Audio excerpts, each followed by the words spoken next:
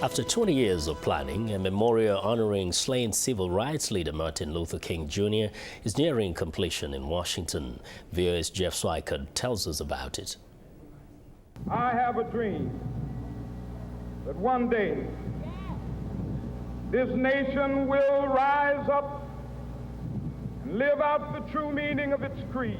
American civil rights leader Martin Luther King Jr. helped to change the course of U.S. history. Now a memorial in the National Mall in Washington will honor him for his contributions to his country. Its dedication, August 28, 2011, is the same day in 1963 when he delivered his famous "I Have a Dream" speech.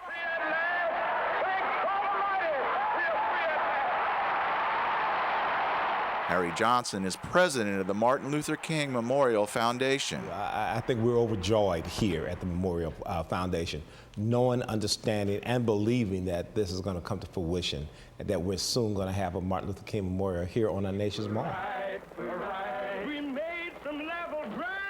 Martin Luther King was in the forefront of the American civil rights movement in the 1960s.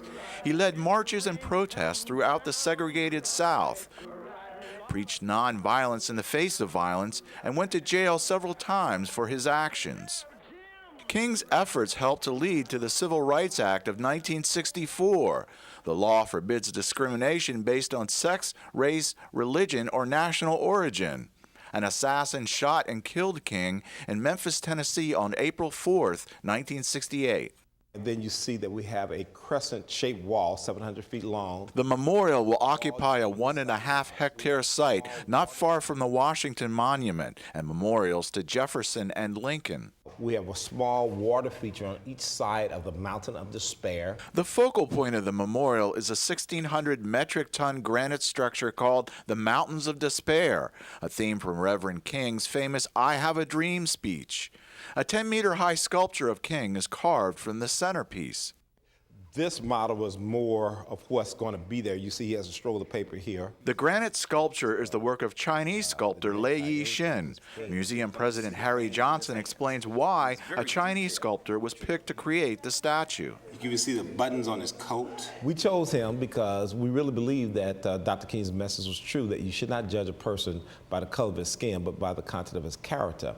In these terms, we're thinking artistic character. Johnson says the King Memorial will be a powerful statement about diversity in the United States, a tribute to how far the country has progressed in the era of civil rights since its founding. If America was as prejudiced as they say, then would they ever put an African American on the mall? And the answer would be no. So they said now the mall is now diversified. Now we have an America that looks like America when they look at the mall. And I think visitors from around the world are going to say, it's about time that you all understand who Dr. King really was and what he means not to just America, but indeed the world. Johnson says plans for the memorial dedication call for Barack Obama, the first African-American elected president, to deliver the dedication speech. Jeff Swicord, VOA News, Washington.